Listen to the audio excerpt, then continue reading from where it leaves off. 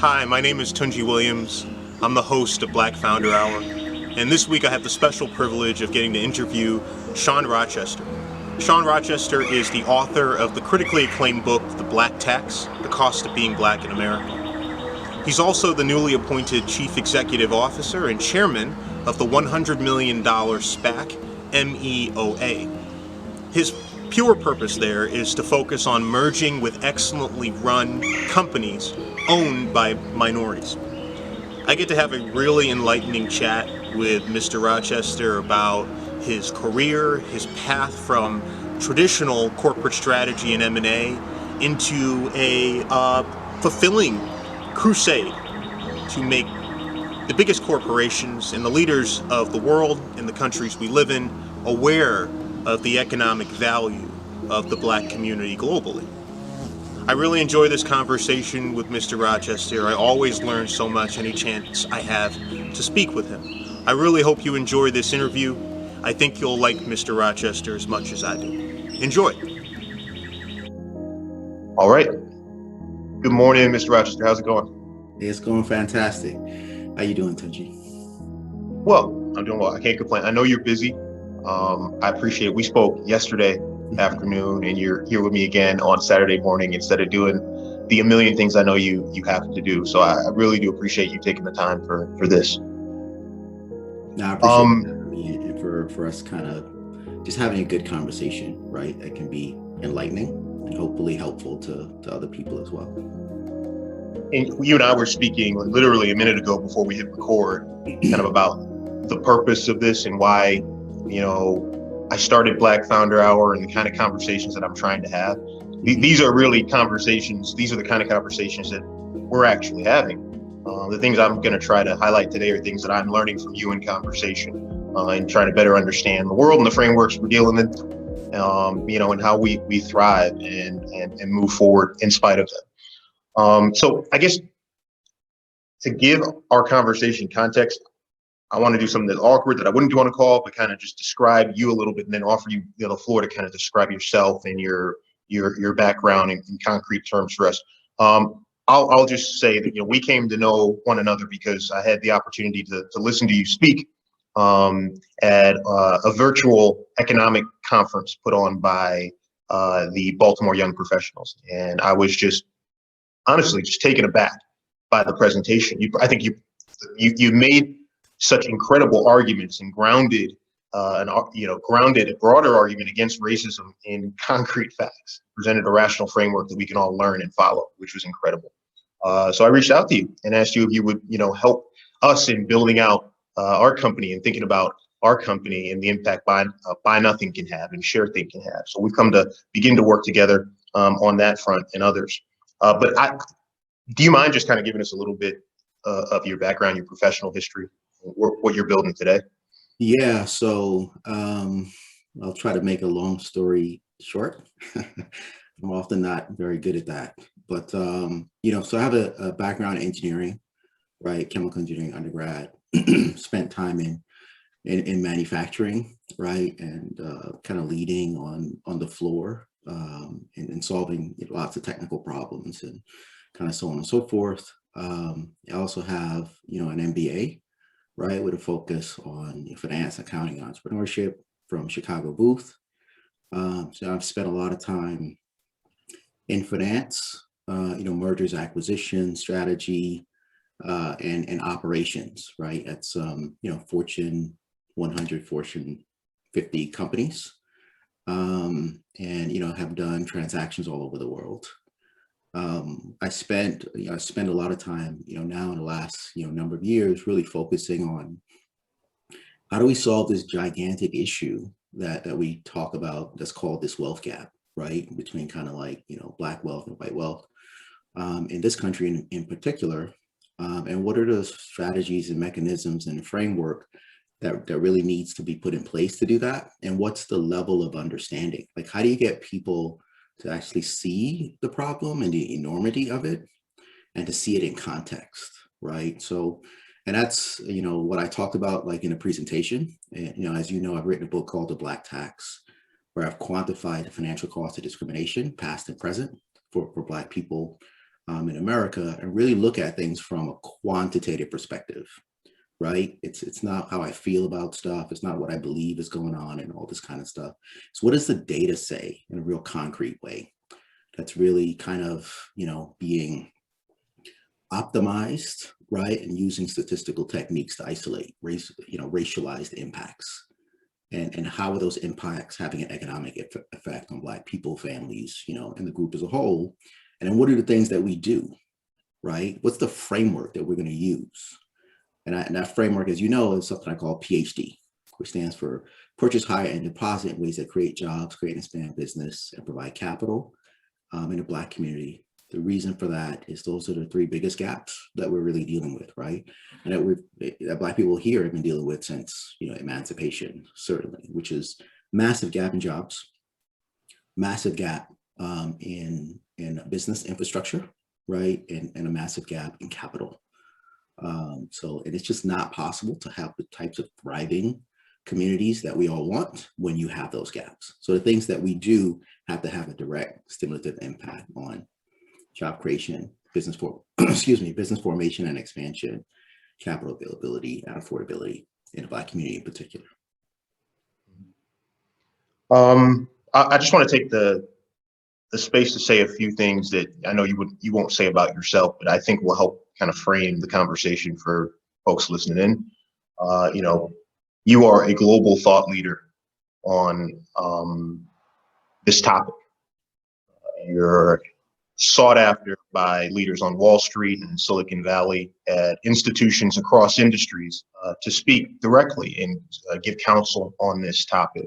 Yeah. But before that, your career was extensive and illustrious as well. I mean, you by any measure, you had achieved kind of outsized results as a corporate strategist. You're at IBM, you're at Amphenol, multi-billion-dollar companies managing multi-billion-dollar programs, and you just kind of leave it all, it seemed, 2013, to take this direction.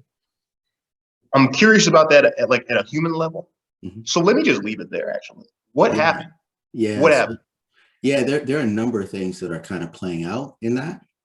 But one of the biggest drivers is, as awesome as it is and was, I was traveling 80% of the time with a young family, right? With 2 young kids. And that global travel is great for their understanding of geography, right? Because you're everywhere, right? You're in, Korea, you're in Hong Kong, you're in, Singapore, Malaysia, right? Mainland China, the list goes on and on and on. But you're also not present, right? So that was a challenge, and I've done that for many, many years. So one of the things was to be more present, right? And how to do that in a path that still gave me meaning and economic impact, right? So doing the M&A stuff at a different place is great. I could have done that, but then you're still traveling, you're still everywhere, right? So that was a really big driver. Like, how do you be more present but still have impact? And then it was thinking about, well, what does impact look like? And what is that going to be? And this sounds, a little bit ethereal, but how do you tie in stuff that you're passionate about with it? Because we often don't associate, passion with profitability. You know what I mean? You want to do good, you want to do well, right? At the same time. And to align that with things that you care deeply about is just a wonderful trifecta, right? Which is, so I really started thinking about, how do you affect change from a wealth perspective? And it really did not start out with a focus on the Black tax and economic discrimination, all that kind of stuff. It really started out with a focus on how do you manage your limited resources to their highest and best use, right? To drive what I call soul, stewardship, ownership, and legacy, right? And so I really put a lot of effort into how do we manage our resources? Because I learned all of that stuff the hard way, coming from very little means, right? And when you companies with thin margins tend to be really well run. but they're not going to be around for long, right? So when you're coming up with little and there's no safety net, you really do need to figure out how to handle, manage, and grow things. So I just started, helping people with that and doing some presentations and talks, and that turned into courses and workshops and a whole bunch of things, right? So all the stuff that I learned through just figuring it out. And I like to, I don't like people to have to go through the same amount of pain, right, as I went through, because you don't need multi-years of struggling to get it, right? You can get it long before you get out of it, right? So I started down that path, and then that eventually led me to really, like, after you help a person transform their financial situation, like intergenerationally, it was to encourage them to do business with Black enterprise. But you just can't start by saying, like, people do this all the time, you can't just buy Black. The fact of the matter is we spend about 2% of our resources on Black business. So we're not buying Black, you know what I mean? Despite the rhetoric. So, and we have lots of biases against us. So I wanted to create this really compelling case to commercialize Black enterprise. And as you know, we tend to think about doing business with us either as like a charity, you know what I mean? I'm gonna help you out. Or almost it's like you're taking a loss, you know what I mean? Like, I'm gonna take one for the team, to do business with, right? So if you're viewing it as a cost, then I was like, well, let me show you what the costs are now and what the costs have been previously. So I went into this exploring the economic costs of anti-Black discrimination. That whole thing kind of evolved into the Black tax talks, courses, book, lots of different things, and then an economic framework around it. So that's a long story, but that's about that evolution, right? And how do you affect change, and then also be able to do it well, do it at scale, and bring in some of the skill sets that we've developed, right? Like you can lay out the fact pattern, the case, where the board of directors and the CEO feel comfortable allocating resources to do some type of acquisition, right? Where you're putting hundreds of millions of dollars, if not more, at risk. I can certainly use that skill set to explain these issues that people tend to have great difficulty understanding. We've developed really strong skill sets, right? So you can lay out a business case that supports why it makes sense for shareholders to deploy resources into a potential acquisition, but all of the variables and permutations that you need to think through, right? I can certainly use those skill sets to explain the challenges, the economic challenges and implications associated with, anti-Black discrimination. So it was, we've developed skill sets that we use to solve problems. I'm an engineer, right, by training, which means by definition, I'm a problem solver. That's what you do. So this is just a different problem. So, but we have the skill sets to be able to solve it. I would think I had been struck by a few things in getting to know you a little bit better, through our conversations. And I think one of the first things I was struck by is just your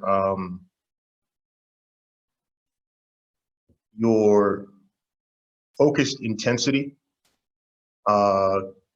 combined with kind of a ruthless rationality, that's very effective. And obviously with the gift of clear communication, it's kind of lethal. And I'm glad that, you're bringing that to bear for this purpose. I guess my question goes to the intensity or the intense conviction, and kind of where that comes from and what drives that. Is that a singular experience? Is it the manifestation of, accumulation of experiences? Where does it come from for you? That's a great question. I think it's a number of things. One is the position that Black people are in this country and really around the world, which is the bottom of the socioeconomic totem pole. I just have never accepted that. It does not, it seems more like that's not who we are, right? The best way I could describe it is, when you go to like an amusement park and you go into a fun house and you see the mirror and there's this very distorted image of who you are. That's not actually who you are, but that's the image that's being projected. That feels to me a lot like kind of like the Black experience, right? The image is not who we are. So, but that image is we're observing, and people are trying to impose it, upon us. So I just never agreed with it. The other piece of it is, I think it also helps. Like, I go back to my, education in Barbados, where I was just super just blessed, right? After I went to elementary school up here, because I'm originally from Barbados, and I came up here when I was, really young, and went to elementary school here, and then went back to Barbados, stayed, and went pretty much to high school there, and then came back here and finished up, 2 years of high school before going off to university. But that experience that I had going back to Barbados was just transformative, right? Because, I got placed in, one of the best schools on the island, right? A school called Compromier. And it was just night and day. I'm a living experiment, like the same kid in two different educational systems, and you get two very different results. So I should not have gotten into that school. There's no way I would have tested into it. Like, everything was like divine intervention, right? And I got placed in the music class. And it turns out that the music class was also the best math and science class. But to get into the music class, you have to have an ear for music. And I don't have an ear for music. But they put me in the class anyway, right? So, it was just being exposed to a really high level of excellence, where there's only one kind of expectation, which are high. It's a pretty much all Black environment in terms of the students and the teachers. A lot of things are normal, right? It's normal to see a number of Black male educators, right? It's normal to see Black educators and the leadership. It's normal for them to have very high expectations of you. It's normal for them to see that if you're not doing well, it's because you're not working hard enough, not because you can't do it, right? It's normal where, pretty much everybody who does well, you're not a unicorn, right? I was a smart guy always, but I wasn't like the smartest person. There's plenty of smart people, So that being in that kind of environment, you rise to that level of expectation. You start to, you see what you can do, and you see what can be. So then with that kind of foundation and coming back here, it's very different when you come back here. It's immediate, it's palpable how people interface with you, right? And what their expectations are and how they want to direct you.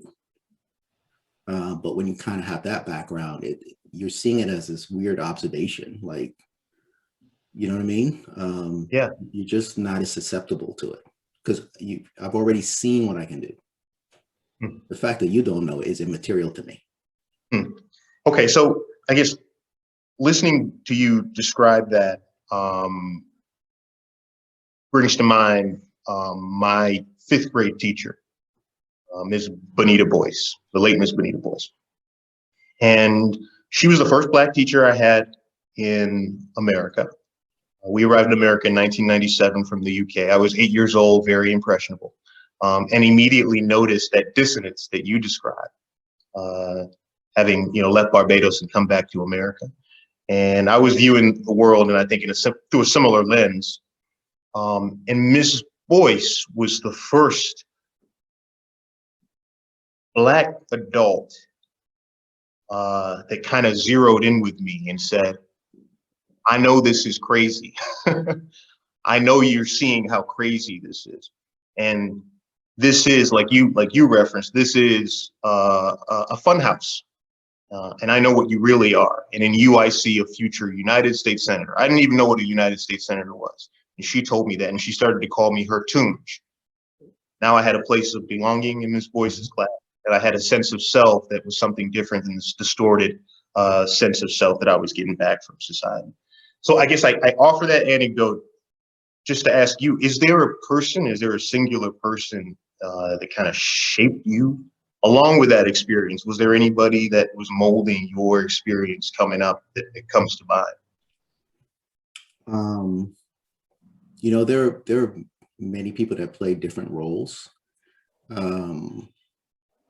There's obviously, like, my mother, right, and her strength, You know what I mean? As a single mom coming to a new country, it's the immigrant story, right? Like you're coming and you're working for families and taking care of their children, all that kind of stuff. So you could pave a way, right, to send for your kids, because she was here before we were here, right? And so on and so forth. So seeing that was really important. You know, my Aunt Dory was really critical, because she's the reason I got into the Commerce School. The Commerce School is older than America, right? You know, and she was the deputy headmistress, the first female in a couple hundred years, and eventually became the headmistress, right? You know, of the school. And you know, I lived between my two aunts, but I spent my weekdays with her, and it was just being in there was a number of things. It was just seeing, you know, her and my Uncle Calvin, because I didn't grow up, you know, with my dad. Seeing that relationship was, you know, very, very fantastic. And the excellence that they demonstrated, like they were next level. You know what I mean? She is extraordinary par excellence, right? And she educated, it was 40 years in education, right? Educated people in the government, people in every aspect of society, you know, tremendous amount of respect. And, you know, if not for her, I wouldn't have been, you know, in the Commerce School, and I wouldn't have had that environment, you know, to allow me to really kind of focus and develop more of who I am. So, and then she was extraordinary. I never saw, you know, never saw her get mad or anything like that. I mean, she was amazing. She was like, you know, my aunts are like everybody's mom, that type of thing. You know what I mean? So, yeah, like she played a huge role, right? Particularly for allowing me that time in, you know, in Barbados, in that educational, foundational kind of experience. Yeah, there's something special about kind of going back and just thinking about those people. And because I think you experience people like your Aunt Dora in real time, but it's not until you kind of look back on it and analyze it that you realize the concrete impact that our behavior and example has on Yeah, one. no, it's powerful, you know. It's the, you know, she was like a Barbados scholar, you know what I mean? Which is, the nation will sponsor like 1 or 2 students on an annual basis to go anywhere in the world and study. You know what I mean? So she was like one of those. And then she came back to be an educator. She could have went anywhere, right? And stayed there, you know? So she was you know, outstanding. And then this kind of person who, you know, I still remember asking her, like, what does this word mean? And she's, well, you should look it up. You know, and literally living with someone who knows the answers on the Jeopardy, you know, like when you're watching Jeopardy, right? Like, it's not like a fluke, like, oh, you got the answer. Nope, she knows the answers, right? On a regular basis. That, you know, again, it rubs off on you. And it's also part of the normalization process. Like the Commerce School is, you know, imagine your teacher who was invested in you, but it's not just that teacher. You know what I mean? It's pretty much the school, right? That there is no racialized alternative. You know, it's that lens isn't there. The lens is, what are you doing? And how are you doing it? And are you doing it in excellence? And down there, you know, respect for your teachers is a big deal. You don't call your teacher like Sam or Barbara or even Mrs. Johnson. It's ma'am and sir, right? It's you know, it's old school, right? So, and you see everybody doing it. Again, it goes to this kind of normalization. It's much closer to like who we are. And then excellence, you know, what I observed is here you tend to start to see separations. So there's the athletic folks, the smart folks, the real cool social folks, the kind of awkward folks, all that kind of stuff. There doesn't have to be a separation. Like when I was there, everybody was smart. the athletic, the social, the troublemakers, like that was very normal. You know what I mean? Yeah. So when you see that, you and then you've operated at a really high level, because they don't play around, man. I started there with 13 subjects at the same time. Right? Like, Yeah. And so you get a sense of what you can do. So when you go into other areas, you're already seeing what you can do. You have some foundation in your own abilities. Yeah. And then some people will recognize that, and then others won't. Yeah. Know? So huge blessing for me. Massive, clearly. All right, I got a bit of a weird question for you, and I'm asking it for like my old self, who I know represents people who may listen to this and find it helpful. I've since kind of shifted my perspective on this type of thing. But I guess I'm wondering, you've been very successful and you've moved through some very high pressure environments to achieve your level of success, with the obvious or not so obvious, depending upon your vantage point, barriers that you write about in your book always present. I'm just curious where your persona comes from, right? In the sense that, like, my thought previously, my old self thought that to make it and glide through that world, the IBMs of the world, the Amphenolls of the world, at the top global executive levels, you kind of have to have a Teflon Don persona that you put forth to the world. Then as a Black man, there's additional layers of nuance to that presentation. Did you cultivate that type of persona on your way up? If so, what did it look like and how did you do it? If not, why not? Why did you buck that? What do you mean by the persona? So I can make sure I answer it properly. Okay, that's a fair question. Okay, I guess what I mean is, it seems like a lot of people that make it, so to speak, talk the same way, kind of react to things in the same way. There's an executive presence is the euphemism, but there's a cultural element to that presence. And I wonder if you ever tried to cultivate that for yourself. Yeah, I think the presence and the substance are, they can be present and not well connected, right? So we can all exhibit the presence because that's cultural, right? You see it. You're sponsored, you're mentored, you know how to carry yourself, right? In the things that are expected and all that, right? There is what that means for your substance in terms of how connected you are or not to the challenges, right, that your broader group is dealing with, and connecting that with the fact that you are an outlier, right? And your presence, while it gives the impression that it's possible, and it isn't probable, which is a fundamental problem. So, the presence aspect of it, I think it's just normal. That kind of happens. Like if you're around high quality, leaders, and that doesn't rub off on you, that's a problem. Right? It's going to rub off on you. But then what do you do with it? Are we creating ladders of opportunities for us to follow, despite the fact that we're immersed in an environment that they may not appreciate that, right? And we haven't even gotten into the levels of anti-Blackness that exist, right, across the ecosystem that's actually driving the things that we see.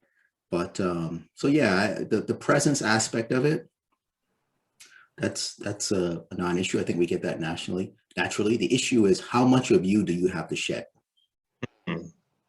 Yeah, and I'm not shedding any of it. Right? And I think you can be both. You know what I mean? Like, you can be both. Like, you can be, true to yourself and still well thought of and still appraised and still, you know what I mean? Like, people are like, wow, this person's great and blah, blah, blah. So yeah, I guess what my old self was trapped in ways by the old self, in the sense that it's always something you're battling. So it's not, then now, was trapped by, I think, what you talk about, which is the internal black tax. You speak of it in I think, macroeconomic terms, meaning like, we tax ourselves by not buying from ourselves, right? Mm-hmm. We got 1.2 trillion in annual spending in the Black community in America, and we only, spend 2% of that with Black businesses, which is a problem in and of itself. But there's also, I think, at the personal level, the Black tax in terms of self-perception, right? So you're just seeing yourself through the lens doesn't reflect reality. Yep. I got trapped in a rabbit hole looking at your content on YouTube, as one might. And, you have like 1.1 million views on your talk at Google. And, it's mostly white faces in those kind of audiences. And I'm sure most of the places in the boardrooms where you're asked to speak and counsel. What does that feel like? Because you're telling unabashed truth in a very direct way and forcing folks in power to confront it. Mm-hmm. That sounds to me like combustible, awkward situations day after day. Is that what it's like? Or what does it feel like? Nah, that's not what it's like. Okay. And because the data tells the story. You got to remember, I'm not adding anything to this, right? I'm not being hyperbolic. The typical way people, and this is very intentional. I didn't happen across any of this. You know what I mean? I thought about these things very, very deeply because I understood these conversations were being had for over 150 years. I'm entering a conversation, but I'm not initiating. You know what I mean? But yet we are where we are. By definition, that says you need to approach things differently, right? So my approach was let the data tell the story. And the other thing is I am very intentional. I know what I am conveying is disarming people because they didn't know. Like I know people like, stop it, they gotta know. They do not know, right? When you think about this. So we're educated in very different districts and schools in terms of resources, right? Dramatically different, but the curriculum is the same. And none of this stuff is in it. And you're not gonna get it when you go to post-secondary, to university. You're not gonna get it in your places of worship, right? So you actually have to go seek out this information in a very, very deliberate way to build a mosaic. That's what I did, right? And kind of writing the book and setting up all the talks and all that stuff. And most people's, like if data says that if you look at the networks of kind of like typical white America, less than 2% of their personal network is Black, not interfacing with Black people. What they're getting is what media and their environments and their culture is sharing with or communicating to them about Black people, which is very negative, right? And very consistent over kind of hundreds of years. So when people are like, I didn't realize that about slavery and Jim Crow and right, the New Deal, the GI Bill, the economic impact, that they had no idea. So there's a disarming effect, right? And I'm not adding me to it. My presentation style and all that kind of stuff is different. I'm not debating you. I'm actually informing that can lead to transform, right? So, and that becomes like a very powerful way to do it. And that's very intentional. So in those rooms, yeah, it certainly emotes because you're being enlightened as to things you had no idea about. The longitudinal nature of it, the cumulative nature of it, the scope. I mean, this is not a good story. It's the reason why this stuff's not told, because it's horrific, right? And anyone can look at it and see that it was mind-bogglingly wrong, right? So it's easier to not discuss these things, right? So it isn't intense and all that kind of stuff, because you debate me based on what? That's very, because I'm not giving you my opinion. Chances are you're giving me your opinion. And my data versus your opinion is going to be a long night. You know what I mean? Yeah. Yeah. So it isn't, as one would think, it's very well received because I'm speaking in the language that we're all dealing with. Like, people don't really care how you feel, right? They care like, what's the impact? Right? Yeah. And what can I do? And how do I do it? and these types of things. So Yep. it's, you know, I would have people ask me like, you know, what's the white version of this? You know what I mean? Like, what do you say for this? Is the same version. It You know has what I to mean? be. There's Yeah. no difference, right? Yeah. So, Yeah. I no, that makes a lot of sense to me. I'm I'm really curious. I suppose, you know, when I listen to some of your talks, and you do almost like, you know, bottom up in M&A fashion, you do a bottom up, top down analysis of uh, kind of the economic deficit mhm. that Black Americans experience as a result of, you know, over 200 plus years of slavery, and the numbers are extraordinary, Yep. extraordinarily large. Yep. So that's those are the barriers, right? And you talk about those and lay them out very clearly, raw data, indisputable. But I'm curious about, you know, separate from conversations about the barriers, which are real and persistent, I'm curious about the end state in your mind. You know, as an M&A guy, you also have a clear sense of how to set goals and reach them. So, like, in your mind, what are the milestone objectives on this mission you're on? How do you know you've succeeded? We've succeeded. Yeah. So I'm glad you asked that question, because I do get these kind of MBA type questions. You know what I mean? Like, how have you been trained? We have to look at things in context. What we're talking about is the aggregation of very intentional, hyper discriminatory, particularly violent and intentional behavior over 400 years in this place that we now call America, and over 570 years in the West, right, in general.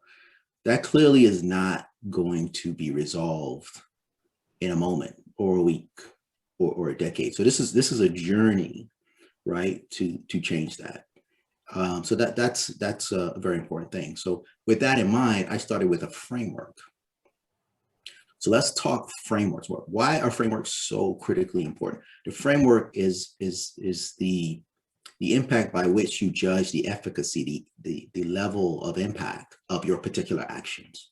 So is it consistent with the framework, right? So when you know, Europeans left Europe, right, England in particular, to start a new world, and they wanted to have independence and all that kind of stuff, what did they do?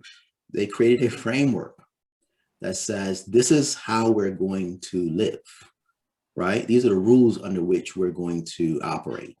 That framework is called the Constitution.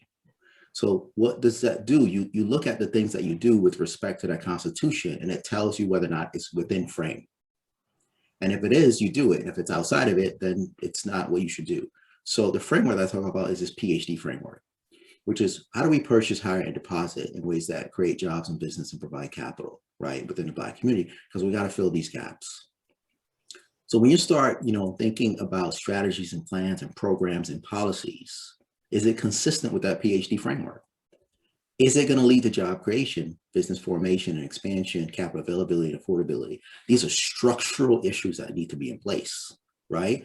These are the underlying foundation of wealth. Educational outcomes proportional to wealth, right? Health outcome proportional wealth. You know what I mean? The worst position you can be in a capitalist society is to not have capital, right? Yeah. So freedom is an illusion if you don't have capital, right? So that framework says, all right, we got to be driving these things. Now we can figure out what's going to be the most impactful, right, path or tactic or policy or program, but we need something to measure the efficacy of it. So I started off really talking about that, right? Now you get into, what are the ways in which we can drive that? Well, let's talk about as an individual what you can do. Let's talk about as a family what you can do. And then let's talk about as an organization, what are the things that you could do, right? And that goes into your payroll, right? How are we properly represented across your payroll at all levels, not just hyper concentrated into kind of the lower skilled, lower compensation areas, right? Yep. And how's that how are we properly represented in supply chains, right? So that's the P in the PhD, right? For businesses, that's their procurement, right? The things they purchase from other businesses. For us, it's just our consumer spend. So how are we showing up in these supply chains? Because the inclusion of a Black enterprise, right, into the supply chain can lead to the creation of tens of thousands of jobs. And now you're affecting multiple households throughout communities. and you want that multiplier effect. Now, understanding that leads to the next question, which is, where's the next choke point? Because your dream contract can bankrupt you, because you got to have the working capital to drive it, right? You got to pay for everything up front. You get paid later down the road, right? So do they have the right working capital needs, right? Do they have the balance sheet? Do they have, they meet the requirements to be part of the approved vendor list? And what are the things that can be tweaked to do that? Now we start getting into isolating what plans need to be put in place to drive that ultimate outcome. And then we start thinking about, how are you putting, capital, right, or deposits into institutions that are providing liquidity into communities, right, which has a multiplier effect. And then how are you thinking about who's managing your pension assets? People didn't think about that, right? So there are these really, really important things that we can do, but you use that framework to say, okay, it's either in frame or out of frame. And if it's in frame, it's going to have these impacts on job creation, business development, and capital, right, availability and affordability. And then we can start working on how do we now do that at scale? Because, and final thing I'll say real quick about that, then it needs to be specific. Like, we're problem solvers, right? I'm certainly, one of those, as are you, and many people that we know. So problems are specific. We don't solve problems to other issues, right? We address the problem at hand. So you have this massive issue when it comes to the Black community. You have to have things that are targeted, right, to that community in particular. And then you have things that are targeted to other communities, right? You do as the community needs. It's not rocket science, but it seems to be when it comes to how do we address gaps, right, within our communities. I mean, you explain that with, I guess, the precision and global view of a systems thinker. And you're an engineer, chemical engineer. That's what you do. And as I think about, the macroeconomic systems, the political systems that you're describing, fundamental to barriers that you discuss in your book, and also the end state that you envision, are the regulatory frameworks that kind of underpin our economy. And I wouldn't say it's absent from your framework, because I mean, the government makes purchase decisions, right? A massive amount of our GDP is driven by government expenditures. Same thing with hiring, and even deployment of capital to some extent. But I wonder, with my background being in politics to some degree, what role do you see for the political class or those involved in political strategy in this mission, in this approach? Yeah, well, politics is about the allocation of resources at its most fundamental level, right? So it's a natural fit. It's how to allocate the resources to drive more resources. So before you get into that, you do have to have people understand that doing this actually expands the pie. It doesn't just reallocate the pie. And then the other thing is that most people think in terms of zero sum, which is fundamentally wrong, but quite present. So the advancement of a group, particularly the case if it's a Black group, is now a detriment to someone else, as opposed to leading to expansion of GDP and national wealth, which it absolutely does. Discrimination is actually bad for commerce. It literally reduces commerce. Like, that's a fact. You know what I mean? But yet we're operating in a very discriminatory way, conscious or unconscious. So part of it to help people understand what we're losing, right? So they understand why this is necessary.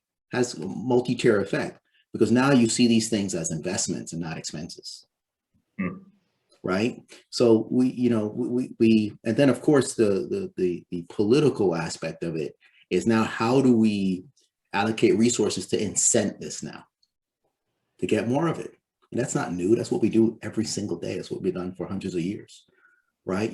So much of technological creation and advancement is because government has allocated resources to research in a particular area, or to making or incentivizing particular investments, right? That's had enormously positive economic impacts on the general population. So it's not new, but people act as if it is when it comes to things Black, which is part of the problem of anti-Blackness, right? It's a distortion of how you see things. The international reception to your work has been resoundingly positive. And I've watched interviews, on various broadcast networks outside of the United States. And the questions are probing and interesting, right? Because the perspectives are different. But I'm curious if you could sum it up to some degree. What's the sentiment in terms of the response to your work when you have conversations with folks, both private, and public conversations? How do people react outside of the U.S.? Yeah, the reaction is very positive, because one of the biggest reactions is this happening here. And can you do the black tax for our country? Right? Because it's a legacy of slavery and colonialism, right? And you got to remember, Europeans dominate, I think, 85% of the entire landmass of the world by like 1914 or something like that. So you've had this structure, right, that's in place everywhere. You can see it with who has the resources and the like. So this kind of discriminatory anti-Black behavior really exists, pretty much everywhere where Black people are.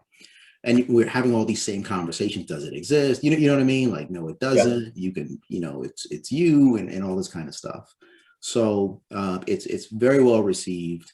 And then for many people, like, they just had no idea. Yeah. Right. And it's very enlightening. This is a global issue, right? I mean, I'm talking with respect to the United States right now, but Black taxes is everywhere where Black people are. And discrimination is foisted upon, Black people wherever they are. And it's a loss for everyone. It is reducing commerce. You're reducing the ability for people to be developed. And then you're reducing the ability for whatever level of development to now be deployed in productive ways that are driving more for all of us. The loss is actually extraordinary. And that's where I'm trying to get people to see. And business people see that, right? Shareholders are like, wait a minute, this costing me money? Because you gotta remember, like, I get it. Like, I was one of those guys. I am one of those guys, right? I get it. And the idea is, if this thing's costing me money, because there's a spectrum of people. There are people who are like very deeply touched, and there's other people who are fairly indifferent. They're just like, if I'm losing money because of this behavior, then we need to change. You know what I mean? Because I didn't quite realize that kind of part of it. Because the underlying backdrop is, what are you losing if the group or members of the group are seen as producing less and less capable? You're not losing anything, actually, in that person's mind. You're actually losing when you have a higher concentration of them present, because they feel the loss is the other way. Somebody more capable isn't there, right? And it's actually the reverse, right? The concentration of Black people and others is so small that you're losing the brilliance of people who were formerly excluded or currently excluded. And that's a really important point, right, for all of us to understand. So you let the numbers tell the story, and then you shift the paradigm, and then we need to be able to help people to now direct their resources to have the impact that they would now want to have. That's probably one of the most brilliant insights that I think has become clear to me in business. Is just that we don't create in this world, we just kind of discover, right? And things happen in the sense that numbers are what they are, and the better you are at recognizing what's happening and telling the story, the more effective you're going to be. So in business, I think of it as like kind of just being like water. You don't try to massage and create numbers. Understand the underlying driving phenomena, and ride those and tell the story on the way to where you'd like to go or wherever things are going. Yeah. And you lay the story bare with the numbers. In terms of it helps us, right? Like, if you're like, we're on a journey, so we've identified the current state. It's very important to do that, right? And we've identified another state that we want to go to. But now if you find out that there's lions and tigers and bears, oh my, between here and there, to me, I'm not afraid of that. I'm happy about that. I need to know that so I can plan accordingly, right? But there are people who are just afraid to know what's necessary, or not even stepping out to make sure that they do understand. It's a different approach to the problem. Being aware of the challenges helps you to overcome them, right? And not just to run into them. And that's what this kind of conversation does. How did we get here? What is here? Where do we need to be? And how do we get from here to there? Mm-hmm. Right? That's a fundamental way of approaching problem solving, right? And what I'm saying is it works in all cases. Let's do it here, right? I don't see enough of that. I see people who it's almost like it's a badge of honor to not focus on the past. And I just want to plow ahead to the future. You don't even understand the system dynamics and you're going to do something within it. It's absurd on the face of it. Like no engineer, strategist, anybody would ever do. Could you imagine building a bridge and not understanding the structure upon which you're building it and how the resources flex, the resonance, any of that kind of stuff? Or you wouldn't do it. It would be absurd. But yet, when it comes to solving socioeconomic problems, that's exactly what we do. Yeah, it's irrational. It's a miscognition, and I think you shine a light on it. And it's going to be painful, I think, for some folks to come to the realization. But the pain is not the issue. I think the injustice underlying that pain is the real issue. And the faster we begin to confront it and engineer solutions to overcome it, the better we all are, as you argue. Yeah. This show is called Black Founder Hour, and I interview and have conversations with the greatest founders you don't know yet. And only half of that is true for you. A lot of people know who you are. But the founder part is true. You're the founder and CEO of Good Steward LLC and PhD Enterprises, and also the founder of Idea Institute, which is the Institute of Intra-Diaspora Economic Advancement. Yeah. Do you mind just kind of tell us a little bit about your enterprises and what you're building, what day-to-day building looks like for you? Yeah, so, Good Steward is really all about, how do we, there's a couple levers to closing the wealth gap. One of them, the black tax and the work that's done there is all about job creation and making sure capital is available, accessible, so on and so forth, right? At the end of the day, you want to get to the point where you can have a significant impact on people having family sustaining intergenerational income, right? So higher quality jobs at the end of the day. Now, that's an earned income statement. You know what I mean? And there's different ways to get there. But then you have to be able to turn earned income into retained income, right? Particularly if you're not going to get intergenerational wealth transfers, the inheritances, right? And we get significantly less. So you got to be able to do more with what you have, actually really maximize that. So Good Steward is the combination, right, of making sure people have that information and that insight, right? And then also making sure that leaders understand what some of these problems are from a structural kind of discriminatory perspective.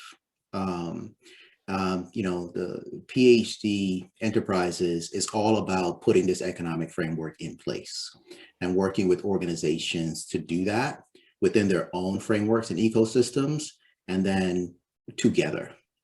Because there's another problem, which is you have these linear one-dimensional approaches, and you're not getting the multiplier effect of us actually having a coordinated effort going into these things, right? Individual companies doing this, that, and the other, they're going to get limited outcomes, right? It's a multivariate problem versus a linear problem, right? And then, of course, the Idea Institute is, how do we do PhD globally?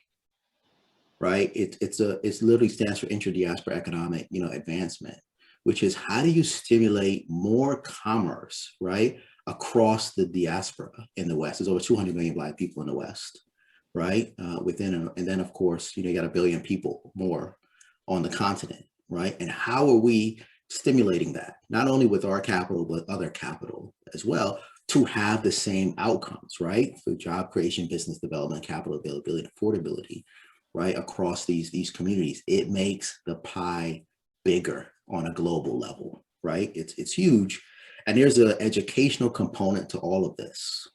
So part of the problem is people perceive the current state of kind of Black people, whether they be here or other places, to be a result of decisions that they've made or not made.